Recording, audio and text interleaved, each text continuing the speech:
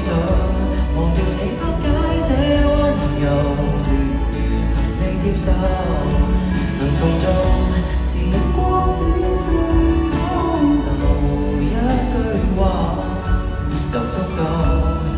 尷尬到自己之前吞了，我喜歡你已好另一種男朋友。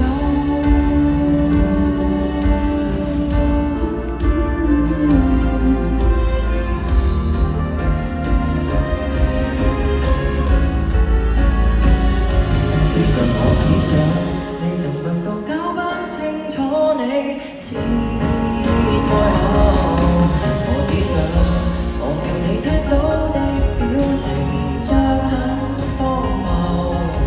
難題是時光未許多留，人也只可向下流。尷尬到自己的人